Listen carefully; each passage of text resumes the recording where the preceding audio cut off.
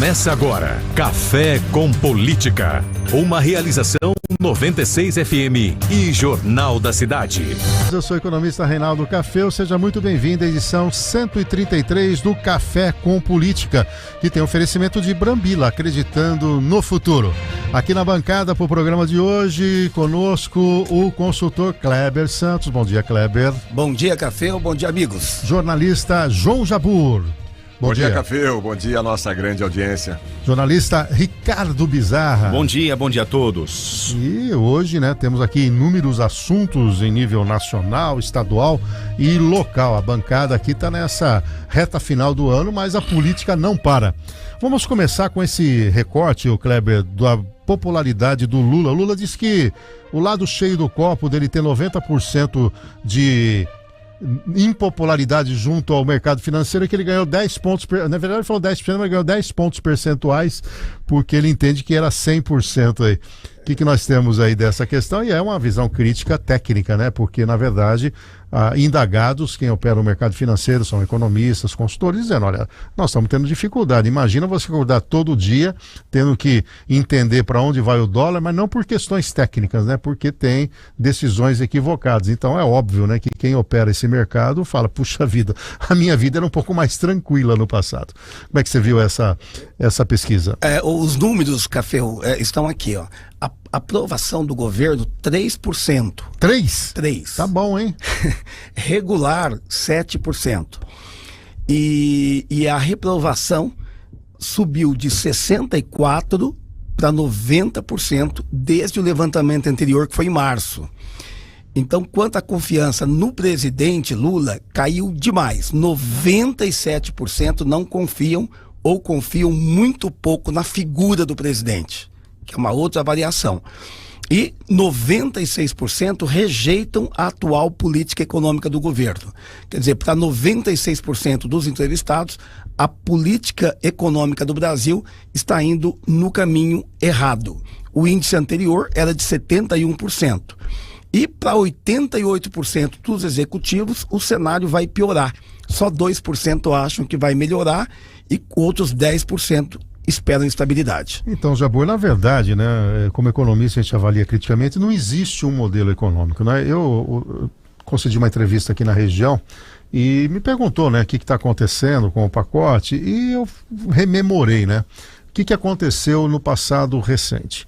O Brasil vinha de governo Dilma Rousseff, ela tem o impeachment, 2 anos de recessão, e quando a gente olha tecnicamente, precedeu esses 2 anos de recessão um grande gasto público e déficit fiscal bastante acentuado. Você olha o gráfico, você observa as contas públicas sendo deterioradas, o déficit se instala, olha que ele pega o pico aqui de queda. No ano seguinte, 2 anos seguintes, vem uma recessão e mais um. Então a Dilma conseguiu colocar no país dois anos de recessão equivalente a uma pandemia. Quer dizer, a gente pode dizer que a Dilma colocou uma pandemia no Brasil. Entra o Michel Temer e traz o Meirelles estabelece o teto de gastos. E com isso ele está dizendo para o mercado, olha, nós vamos gastar só isso. Nós gastamos agora 100 moedas, o ano que vem serão 100 moedas mais a correção da inflação.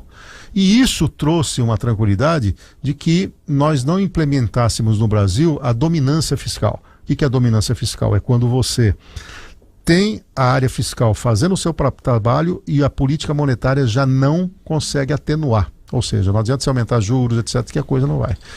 Aí vem o governo do Bolsonaro, continua com o teto, mas vem a pandemia, aí teve que estourar, aí vai embora, E quando faz a transição do governo do Bolsonaro para o governo do Lula, e o Bolsonaro deixa com superávit e não com déficit, aí muda para essa âncora cambial, estoura o limite. Quer dizer, de lá para cá, as coisas se deterioraram. Então, é óbvio que quem olha o mercado financeiro, quem olha o dia a dia da economia, fica preocupado, porque qual é o caminho que nós vamos trilhar, E, inclusive, um banco alemão ontem fez no seu relatório, eu nunca tinha visto isso. O governo do Lula é o Dilma 3. Eles colocaram essa expressão no relatório. Eu nunca tinha visto um relatório de banco fazer um rótulo como tal. Sua apreciação. Olha, Café, o Lula faz um esforço tremendo, o governo dele, para parece que mais do que demonstrar do que fazer é que tem preocupação social.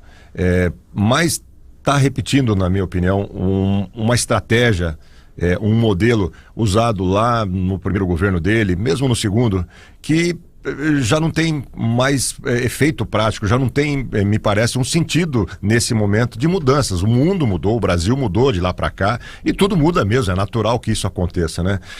Eu não consigo me aprofundar na economia como você, como os economistas, né? Aliás, é o meu ponto fraco em economia, se for fazer uma leitura aí mais geral do meu trabalho como jornalista, mas nitidamente dá para sentir que ele não conseguiu uma sintonia com as necessidades da economia, apesar de que tem aí os macroindicadores positivos, né? Mas a questão eu sei que é mais profunda, que não basta ter macroindicador positivo, por exemplo, emprego pleno. Que tipo de emprego é esse, né? É um emprego precário, um emprego de baixo valor agregado, né? Você tem hoje no mercado de trabalho 103 milhões de pessoas. 40 milhões estão na informalidade. Exato. Mais ou menos 15 milhões são microempreendedores individuais, ou seja, pessoas que não têm previsibilidade da renda, né? Então, você gera emprego, mas ele não tem qualidade. Isso gera também algo que a gente não citou nessa pesquisa. Essa pesquisa foi feita com o mercado financeiro, mas a reprovação da população em relação, a percepção que seja em relação à política econômica também é alta, né? Porque as pessoas sentem o custo de vida. A inflação está com certo controle, tá, né? Lá na média do teto, mas o custo de vida, se é que dá para diferenciar a inflação de custo de vida, dá, né? Essas pessoas sentem na pele, né? Porque principalmente os alimentos, né? A inflação incide mais, né? Esse é um recorte importante, porque a inflação ela é calculada em 450 produtos. Ali tem semijoia, tem Netflix, carros, tem carro, manutenção de carro, mensalidade escolar, eletrodoméstico, eletroeletrônico, roupa, calçado. E você, quando pega o principal grupo, é o grupo alimentação e bebidas. E quem é que tem o seu consumo alicerçado nesse grupo? Os mais pobres. Por quê? O sujeito ganha ali salário mínimo, um pouco mais, ele vai gastar quase a totalidade do dinheiro dele para se alimentar. O restante ele vai pagar a conta de água, de energia. Quer dizer, não é a pessoa que vai consumir semijoia, essas coisas. Conclusão: como a inflação é uma média ponderada, dependendo do peso de cada produto em relação ao orçamento das famílias, quando você tem a divulgação da inflação geral, ela está pegando a queda do preço do televisor e compensando com a alta da cebola. Mas quando o sujeito vai no supermercado e a maior parte da renda dele vai para o alimento, ele fala, peraí, eu vim a semana passada aqui, estou gastando 10% a mais. E é verdade, porque os itens que ele consome estão tendo isso. Você teve problema no Rio Grande do Sul, nós temos problema de estiagem e depois o problema climático, problema geopolítico encarecendo os nossos produtos, e agora, para dar mais, botar mais gasolina, o efeito possível do dólar com a reposição dos estoques, né, de vários produtos que tem essa cotação. Então você está coberto de razão, né? A questão do custo de vida, da carestia para os mais pobres, ela é sentida no bolso ali, com a perda do poder aquisitivo. E do ponto de vista do mercado, né, voltando à pesquisa do mercado, eu imagino que há uma preocupação muito grande, né, Café, você pode explicar melhor, com a inflação, né? Esse é o ponto, não é? A inflação. Taxa de juros e inflação. Taxa de juros e inflação. Porque assim, quando dólar alto. Quando você tem uma dúvida sobre a questão fiscal. Então o que está acontecendo? O PIB brasileiro cresceu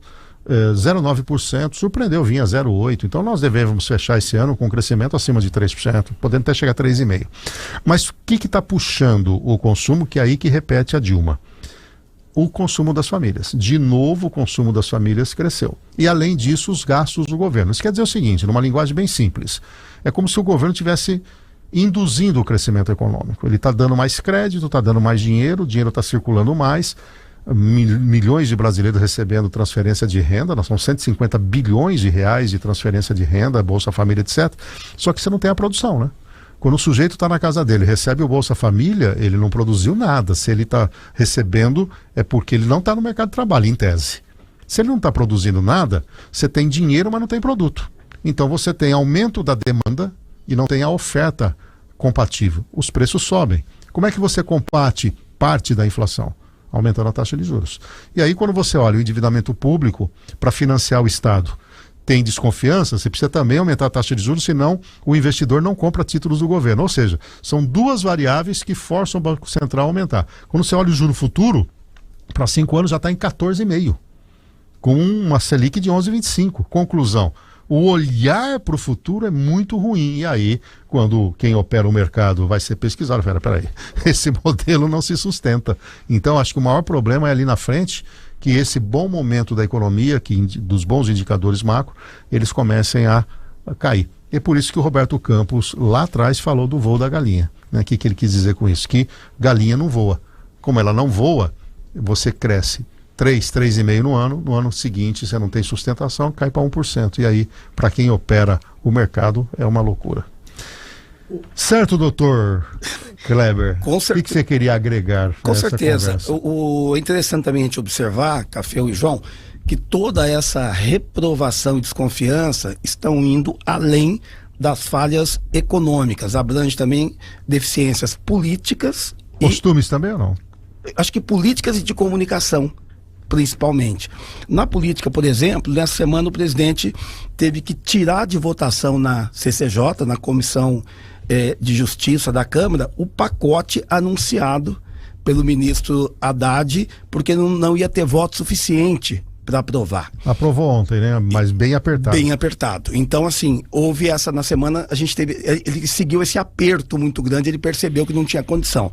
Quer dizer, ele tem uma base bastante desarticulada. Além disso, a comunicação do governo ainda está ineficiente, como o João colocou, que nitidamente o governo Lula, ele mostra-se preocupado com a questão dos mais pobres. Mas o que está acontecendo? Pelo que o IBGE divulgou nessa semana, ele conseguiu alguns avanços sociais importantes, como a redução da pobreza, né? Então nós tivemos aí, segundo os dados oficiais, em um ano, 8.700.000 brasileiros saíram da linha de pobreza. Quer dizer, o governo ainda tem pela frente 59 milhões de brasileiros para tirar da pobreza, mas houve um avanço importante, evidentemente, com mais de 8 milhões. Mas essa conquista aí que está a questão que eu estou dizendo de comunicação, ela não está sendo percebida. Isso é uma falha de comunicação. Então, essa pesquisa é um retrato claro de que o governo necessita reorganizar as áreas política, econômica e de comunicação. Quer dizer, sem retomar a confiança nesses setores, o cenário para 2026 vai ser muito difícil para o governo conquistar uma continuidade. Quer dizer, sem confiança, não tem pacote fiscal, não tem isenção de imposto de renda ou redução de pobreza que salve o governo. Pois é, Jogor. Eu queria só acrescentar, além desse fator da comunicação, Kleber, Cafeu e Ricardo, eu estava lendo ontem uma análise do Rafael Cortes, que é um cientista político da Tendências Consultoria, você deve conhecer. Ele coloca um elemento a mais aí nessa discussão entre a percepção da população e mesmo do mercado e os bons indicadores financeiros. Ele coloca a polarização aí. Talvez isso seja muito discutível e até discordante para muita gente, mas ele coloca a polarização nos seguintes sentidos. As pessoas hoje se informam muito e talvez majoritariamente pelas redes sociais. E as redes sociais, elas limitam, elas encurtam a discussão e a percepção e mesmo a reflexão sobre todos os fatores que influenciam nessa discussão, né? Então, é como se eu não quisesse saber da razão das coisas e eu só quero ouvir aquilo que me interessa. E a rede social é muito isso, né? É a ditadura dos algoritmos que só entrega pra gente aquilo que a gente quer.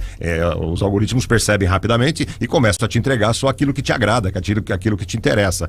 E então esse cientista, o Rafael, ele diz isso, que essa polarização, ela influencia também, porque por mais que o governo comunique bem, ou por mais de que os indicadores sejam bons, eu não quero saber. Eu vou só contra. Quem é contra o governo Lula ou a esquerda vai ser sempre contra. Quem é a favor e vice-versa, né? Ou seja, é difícil romper essa bolha. Eu agregaria a sua análise, pegando o gancho nisso, eu preciso ler um pouco o que ele colocou, que os recortes do que é bom ou ruim também podem induzir. Isso, né? Exato. Por exemplo, vamos pegar o caso do indicador de pobreza. Já há uma suspeita, e aqui eu estou reproduzindo, não estou acusando absolutamente ninguém, que o Postman, que é hoje o presidente do IBGE, como ele mascarou, quando ele esteve aqui em São Paulo, na FIP, e mascarou resultados, de que boa parte desses indicadores, essa é a teoria da conspiração, não estariam seguindo uma metodologia e que ele estaria abastecendo o governo federal com bons indicadores, porém passíveis de uma auditoria. Depois sai a notícia logo o seguinte: presidente do equivalente ao IBGE na Argentina é afastado. Logo depois disso.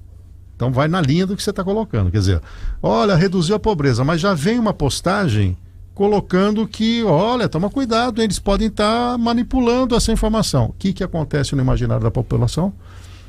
Não, eu não acredito nisso. O que está colocando aí não é verdadeiro. Agora, se a gente olhar essa questão da pobreza, vamos pegar o caso de Bauru, que nós tivemos aí, eu até levantei, são 105 mil pessoas que estão vivendo nessa linha de pobreza. A minha pergunta, melhorou isso? Nós temos essa percepção? Eu tenho minhas dúvidas se isso tem sido. Você vai a São Paulo, o número de pessoas morando em rua, lá em Porto Alegre, com tudo que aconteceu, as pessoas sequer voltaram para as residências deles, não chegaram as ajudas. Né? A gente observa aqui no dia a dia, na Getúlio, na Nossa Senhora de Fátima, o número crescente de pessoas. As entidades que trabalham com isso estão abarrotadas. Então, talvez a única explicação técnica para isso seja o seguinte: o cara está se cadastrando no Bolsa Família. E é óbvio, né? Se eu recebo R$900 de ajuda, eu vou sair da linha de pobreza. Porque a linha de pobreza é caracterizada com um valor de R$6 por dia. Então, 6 vezes 30 dá 200 e poucos reais por mês. Ora, eu passo a receber R$900, eu vou, estatisticamente, mas melhorou a minha qualidade de vida? Em absoluto. Então, há todo esse universo. No meu artigo da semana passada do JC, eu tomei o cuidado também de ver essa questão da percepção e do que é real, da macroeconomia e do micro, né? Quer dizer, o desemprego caiu, a renda aumentou. Aí eu vou no mercado, tá tudo caro. Mas peraí, melhorou para quem? E aí, né, você pergunta para uma pessoa que há 5 anos está no emprego, fala, você teve ascensão no tempo? Não, eu era porteiro e continuo porteiro. Peraí, então onde está esse bom momento? Eu não estou rompendo um modelo. A diarista continua diarista. Né? Eu não melhorei na minha vida. Então as pessoas, por mais que a gente fale que a floresta está vistosa, quando ela vai ver as árvores, e fala, pô, não é bem assim, né? Então talvez seja os dois mundos, da macro e da microeconomia, né? Então esse tipo de colocação. Agora, o Kleber, também teve uma avaliação do Congresso, é isso? Exato, Café. Houve uma piora na avaliação do mercado sobre o desempenho do Congresso. É a mesma pesquisa com o mercado? A mesma pesquisa, exatamente. A reprovação subiu para 41%. Era de 17% em novembro do ano passado, quando foi pesquisado pela última vez. Esse número é preocupante porque reforça a percepção de que as instituições políticas, de uma maneira geral, estão cada vez mais perdendo a confiança de setores importantes como é o mercado financeiro e o setor empresarial. Agora, tem uma questão interessante que a pesquisa estou vendo aqui, é que as expectativas em relação à próxima composição das lideranças no Senado e na Câmara.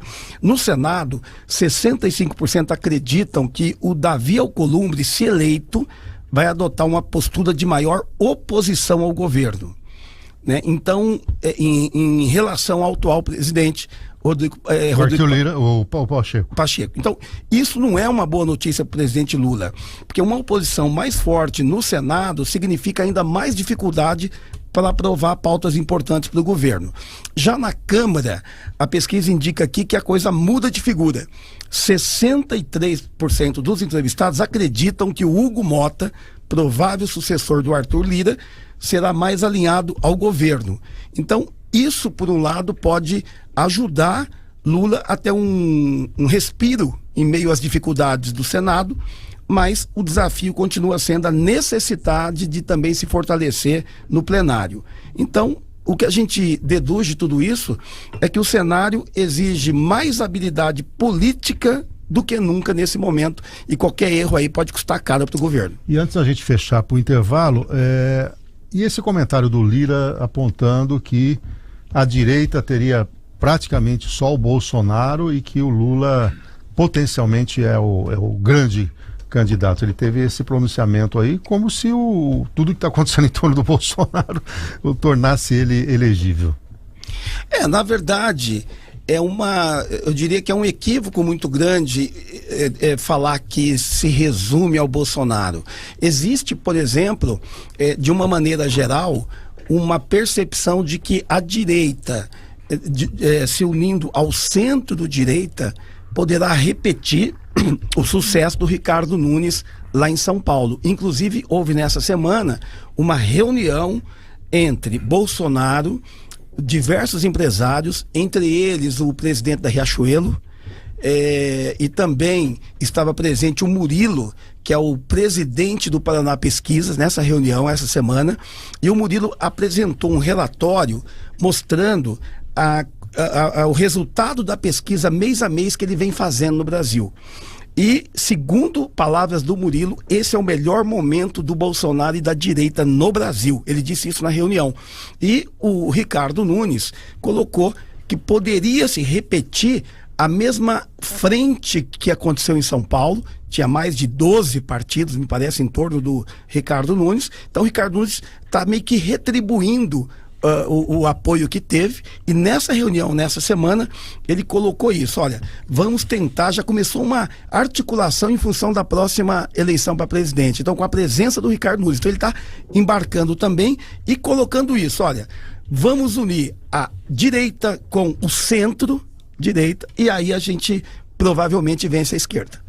Muito bem, são 7h59, é hora de um rápido intervalo comercial. Recebi aqui uns áudios de um tal de Donizete querendo discutir economia comigo. Isso aí é um outro campo aqui.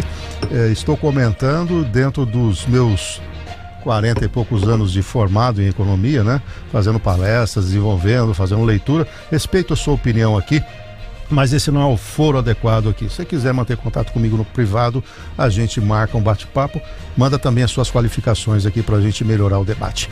Rápido intervalo e logo na sequência vamos falar um pouquinho do São Paulo, problema da violência lá, o DERIT prestigiado, e depois um recorte aqui para Bauru, né? Mudança de novo do secretário de Desenvolvimento Econômico. É isso, Jabur? Dá um spoiler aí. Que já é o 7º, né? É o 7º? Já é.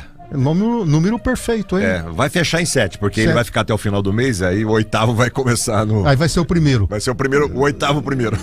E um grande noticiário, Kleber, que aconteceu nesses dias, né? E ontem o Tarcísio acabou bancando a permanência do DERIT, foram esses eventos aí isolados dentro da Polícia Militar, um policial que jogou uma pessoa numa ponte, uma agressão numa família, também tiros de um policial à paisana, 12 tiros, né, de uma pessoa que estava fazendo ali um pequeno roubo. E eu tenho informação também dentro da polícia que o DERIT não é lá muito bem querido pelos oficiais. Mas nós estamos falando de 80 mil pessoas, não dá para 3 macularem, mas houve uma pressão muito grande. E o Tarcísio está bancando a permanência do DERIT, e agora provavelmente teremos algumas ações aí no lado da segurança pública no estado. Exato. Cafeu, o excesso da polícia, e às vezes não é da polícia enquanto instituição, né? A gente tem que sempre separar. A polícia presta um serviço muito bom e existem determinadas pessoas que não honram a farda que vestem. Mas o que a gente observou bastante aí nesse momento é que o Tarcísio ele tem uma habilidade muito grande diante das situações de crise.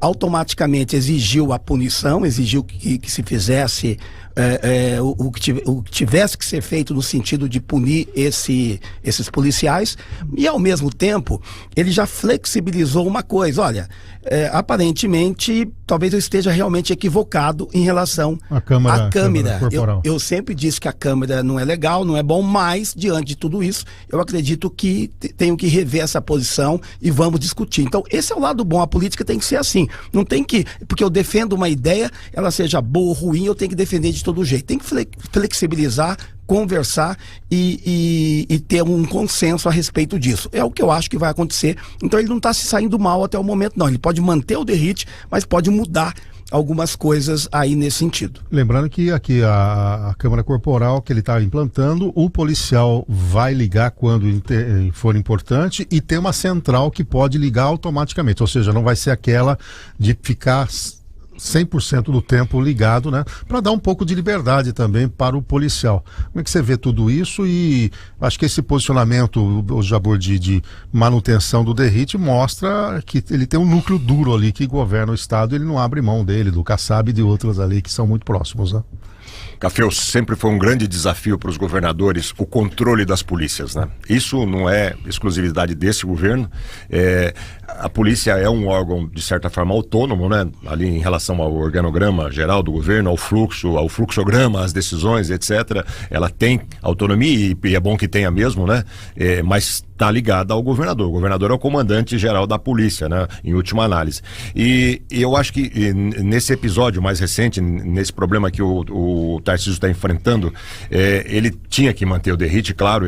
Se ele demite o Derrite, ele assume totalmente a responsabilidade para o governo, e como o Kleber disse, que é pontual de maus profissionais, né? E daria uma dimensão muito grande, né, para a crise. Agora, eu tenho certeza que internamente eles vão ter conversas, e conversas sérias, porque ou ele controla a polícia, ou ele implanta uma linha de atuação que seja uma linha normal, republicana, decente dos policiais, ou ele perde o controle definitivamente posteriormente, né? Independentemente de ter demitido ou não o secretário agora.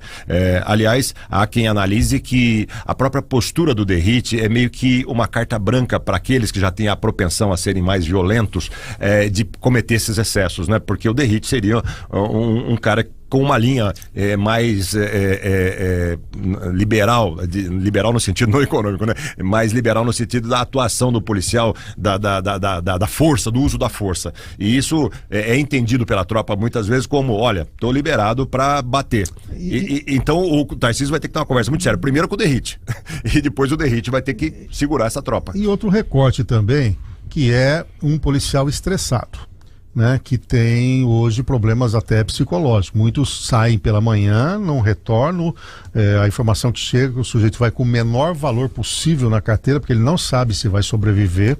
Então, aonde que teria que ter uma reflexão agora, não sei se vocês concordam, como é que está sendo a assistência psicológica desses, como é que esse trabalho está sendo feito, né? Por exemplo, voltando ao mercado financeiro, as grandes fintechs e intermediários financeiros têm um local de fuga, porque você está numa pressão em que o dólar sobe, cai, o sujeito fica estressado, você tem ali um amparo psicológico. Naquele momento de estresse, uma grande perda, a pessoa sai do seu ambiente de trabalho e vai refletir, né, e a se acalmar. A grande questionamento é o seguinte: a polícia tem isso, mas está sendo efetivo? Será que esses policiais não estão com um estresse exagerado, né? Com problemas inclusive financeiros, porque a remuneração não é das melhores, né? Então tem toda uma pressão também que é o conjunto, né? Porque não só você tem que atuar na ponta com o treinamento e com uma certa disciplina, mas você tem que ter controle emocional. O que leva o sujeito, mesmo a paisana, num pequeno furto, dá 12 tiros nas costas de uma pessoa? E outra coisa que eu questiono às vezes, o sujeito tá num carro, numa moto, fura um cerco policial ali, uma blitz policial, o cara dá tiro no outro, mas troco de quê? Tira no pneu da moto, mas na pessoa, né? Eu acho também, não sei se você concorda, Kleber Jabur, que esse campo da psicologia talvez tem que ser repensado, né, dentro da estrutura da polícia. O policial hoje ele sai de casa já muito preocupado, como você falou, deixa a família ali, não sabe se vai voltar, né, porque ele tem também várias preocupações, várias pressões, diria. Porque até em termos de armamento, hoje ele sai com determinado tipo de arma, sabendo que do outro lado o bandido está mais equipado muito mais equipado que ele. Então é uma insegurança, né? Ele trabalha com a insegurança dele próprio. E quando você está muito, não desestressa de jeito nenhum, vive nesse ambiente de pressão muito grande, acaba tomando atitudes impensadas, atitudes de maneira muito irracional. Então, creio sim, Café, que essa questão da psicologia seria muito importante ser trabalhada cada vez mais intensamente. Eu lembro de um coronel, não me lembro o nome, sei lá, Coronel Camargo, nome assim, que foi comandante do Bombeiros. Ele trabalhava nos quartéis levando a Bíblia. Tinha uma Bíblia, inclusive na capa da Bíblia ela tinha a logomarca da Polícia Militar. Ele fazia esse trabalho justamente nesse sentido, para dar uma acalmada na tropa. Você observou bem, Cafeu, é uma profissão altamente complexa, né? Sensível demais, ela vive no limite. Imagina, você é um profissional ter que viver no limite para tomar suas decisões. Tomar as decisões no limite aumenta a chance do erro, com certeza, né? Outras profissões talvez não tenham essa característica de você ter que estar sempre tomando decisões no limite das coisas, né? E o policial vive isso. Naquele instante, né? Naquele instante. É a fração de segundos para ele decidir. Será que o cara vai me atirar em mim ou eu devo atirar nele? Depois primeiro, a mão né? no bolso, será que ele está arrancando uma Exato. arma ou não? É a tal da reação de defesa. Então né? é preciso mesmo muito investimento nessa atividade, nesses profissionais, e de fato a remuneração a gente percebe, principalmente os policiais de rua, os policiais que não têm patentes, né? Que não tem uma remuneração condizente ainda, apesar das melhoras que houve nos últimos tempos, né? E outra coisa, aí é efeito estatístico, né? Que, é claro, não dá para falar de efeito estatístico quando você tem um caso que seja de uma violência gratuita fora do ponto, mas para efeito estatístico, né? Aparece muito mais o erro do policial, porque geralmente ele acaba às vezes até morte, ou numa violência absurda, né? Então, isso é muito ressaltado. Isso tem um ditado que diz até, fazendo uma analogia aqui para nós aqui, os jornalistas publicam os seus erros, os médicos os enterram e os advogados os condenam, né? E o policial também expõe demais o seu erro. Mas não é a maioria da tropa, é bom que fique sempre claro aqui. A gente conhece os policiais, convive com eles, são pessoas muito conscientes, muito preocupadas, né? A maioria absoluta. E muito disciplinadas, Muito né? disciplinadas. A polícia militar. O salário mais benefícios de início de carreira é R$4.000. Aí você paga previdência 14, não sei o que, sobra 3 conto. E o cara sai para proteger a sociedade. E os policiais moram nos bairros onde mora a criminalidade, e né? são perseguidos. Fica ali. A Rosaura aqui faz uma observação. No raciocínio econômico anterior, eu falei por dia vive com R$6 e falei que chega a mais de R$200. Na verdade, é R$6 e qualquer coisa de centavos. Então eu fiz uma conta aqui que, na verdade, é em torno de R$240 por mês que a pessoa tem ali abaixo da linha de pobreza, da extrema pobreza, né? E eu citei 6, é óbvio que 6 vezes 30 dá 180, né? Mas é 6,50, 6 alguma coisa, então eu fiz essa colocação. Obrigado, Rosaura, pelo alerta aqui, né? Não multipliquei 6 por 30, deu 180. Eu multipliquei 6 e qualquer coisa que chegou nos 240. Muito bem, olha, vamos sair um pouquinho do governo do estado e vir aqui para o ambiente local. Nós falávamos há pouco, né, Jabor, na Secretaria de Desenvolvimento Econômico e pelo que eu vi aí, o Leandro Joaquim não teria conversado antecipadamente com a Suelen, e ele, numa reunião com a equipe dele, teria falado que ele vai sair. Pelo menos é o recorte aqui que as entrelinhas traz aí do JC. Não, ele conversou antes, sim, ele Mas parece que ele não gostou da forma que na verdade, assim, ele conversou com a Suelen, né? Ele transmitiu a ela o desejo dele de sair do governo e eles conversaram, e pelo que nós apuramos, ficou ali entre eles, e na expectativa da Suelen, principalmente, de que isso não se tornasse público, haja vista que eles combinaram de ficar até o final do mês, ainda tem 20 e tantos dias até lá. Então, o que frustrou a Suelen, pelo que o jornal apurou, é que na reunião de final de ano dos secretários anteontem à noite, ele, ao pegar o microfone para dizer quem era o amigo secreto dele, ele falou isso. E da reunião vazou para a imprensa, o jornal até publicou isso ontem de manhã. E aí ela ficou contrariada com esse vazamento, porque me parece que, não sei se ela combinou com ele ou não, ou se pediu para ele não tornar público, que combinaram de ficar até o ano, combinaram, mas pediu para não tornar público, possivelmente. E isso acabou vazando, porque numa reunião de secretariados, essa reunião, imagino, deveria ter só de secretários, são acho que 15, alguma coisa do tipo, mais família e etc, acaba vazando, né? Tanto que chegou ao jornal e o jornal publicou ontem de manhã. E isso causa um efeito ruim para o governo, porque começa aquela especulação toda, a pressão pelo cargo, pela ocupação do cargo, entre outros que tem ali na secretaria, e isso é um problema a mais para se administrar até o final do ano. E é o 7º, né? Numa cidade, né, que inclusive o PIB do segundo trimestre desse ano já veio negativo, e eu reputo uma parte do problema por essa descontinuidade. Apesar dos valorosos servidores da SEDECOM né? Eu conheço lá a Marina, entre outros, mas é aquela coisa, né? Interrompe, né? Eu, por exemplo, como presidente da Associação Comercial, durante o governo anterior, a Aline Fogolin fazia reuniões mensais para a gente discutir o calçadão, revitalização. Nós ficamos praticamente 1 ano e pouco sem nenhum tipo de reunião para essa discussão, né? Agora lá a revitalização do centro da cidade teve que ser interrompida por festa de fim de ano, né? Um problema seríssimo ali.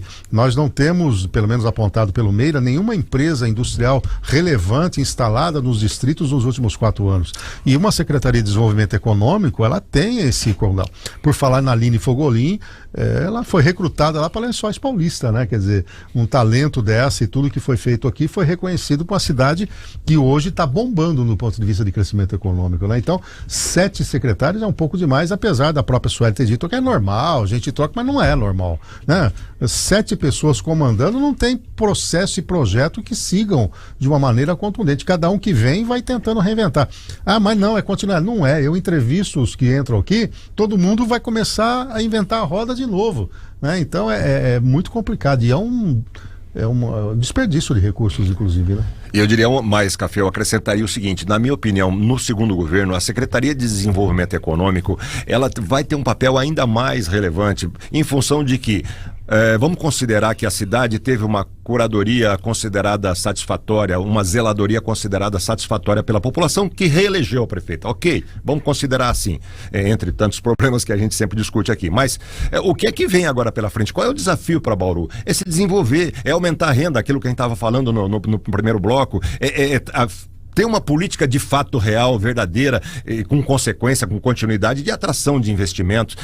Eu sei que não é fácil, trazer indústria não basta estalar os dedos, né? Mas não há nada sendo feito nesse sentido. E para esse segundo governo, essa secretaria, eu não sei quem é que vai para lá, ontem já surgiram especulações de pelo menos 4 nomes, mas vai ter que, dessa vez, ter continuidade. Trocar 7 secretários no governo, menos de 1 ano para cada um, é uma loucura. E né? tem que olhar o currículo também, né? O Leandro certamente ficou desconfortável lá, porque ele é um engenheiro, né? Ele tem que ser aproveitado ou em obras ou no próprio DAI, né? Então é aquela coisa, eu tenho equipe, tenho tudo, né? Eu me lembro até do Delfim Neto, era economista e foi para o Ministério da Agricultura, até tinha um quadro no Jô Soares tirava o sal. Então às vezes você tem um cara competente que consegue contornar, mas, puxa vida, numa cidade como a nossa, né? Tanta gente focada mais na gestão de organizacional, né? Você não precisa improvisar, né? Dá para você ter bons nomes aí.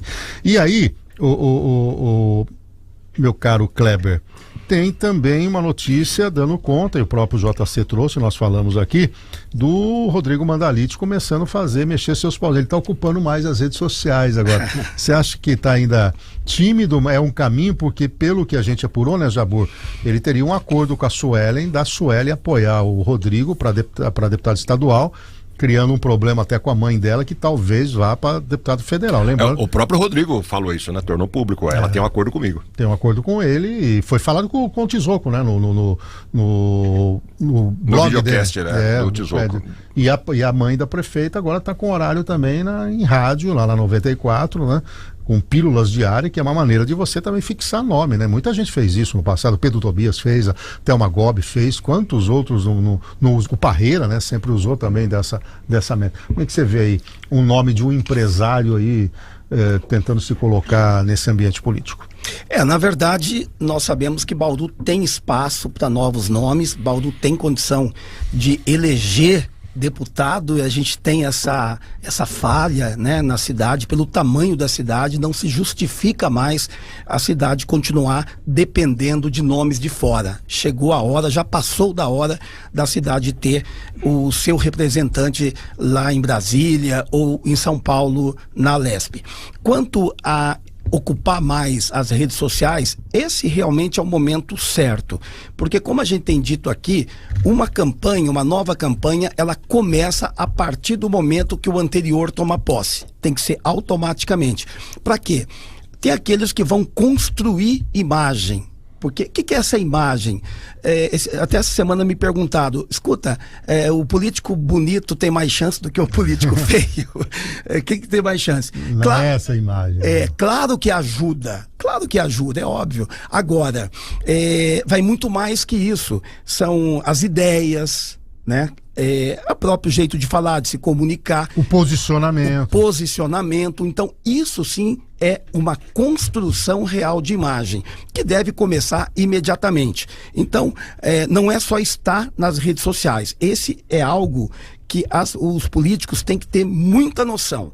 Não é simplesmente aumentar a presença na rede social. Isso por si só não adianta nada. Às vezes até piora, porque dependendo da imagem que estiver projetando, ela vai prejudicar e depois tem que consertar e já é tarde. Então tem que ser estratégico. Quem tem vontade de se candidatar lá na frente, desde já tem que parar, fazer um planejamento. Como é que eu quero chegar lá na eleição? E a partir daí vai etapa por etapa até chegar lá. Então é hora de planejamento, é hora de ocupar as redes sociais, mas é hora de ocupar do jeito certo, porque aí sim, constrói uma boa imagem completa, como eu disse, projeta e depois é só manter. E fazendo rapidamente um recorte da Câmara Municipal, Jabor, as articulações continuam, a gente sabe que o Bussola tem intenção, o Locadora também, o Marcelo Afonso nunca escondeu o desejo. Tem mais algum nome que tenha surgido aí nessa discussão? Tem o Marquinho, né? E o Maldonado também estaria pleiteando. Isso, mas de fato, quem é colocado no bloco de situação que deve ter por volta de 12 vereadores e... 13 talvez. Talvez até 13, mas a situação, se quiser, vai fazer o presidente da Câmara, embora nem sempre seja assim, né?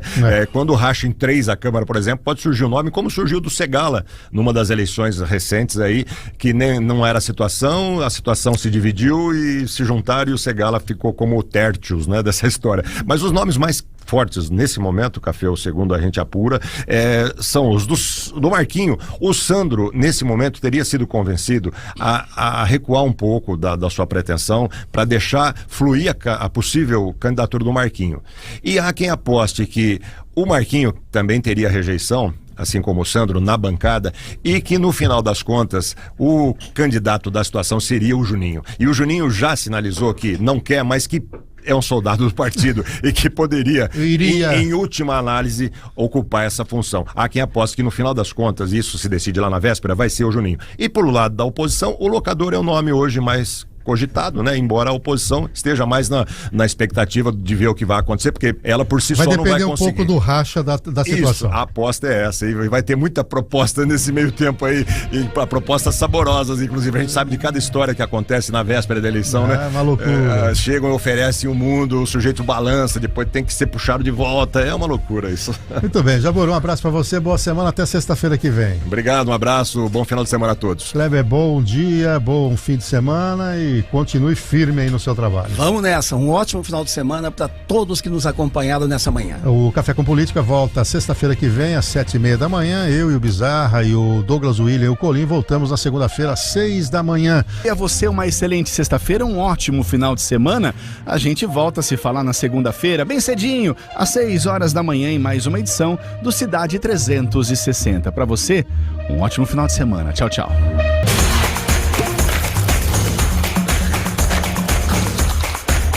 Café com Política. Oferecimento Brambila. Acreditando no futuro.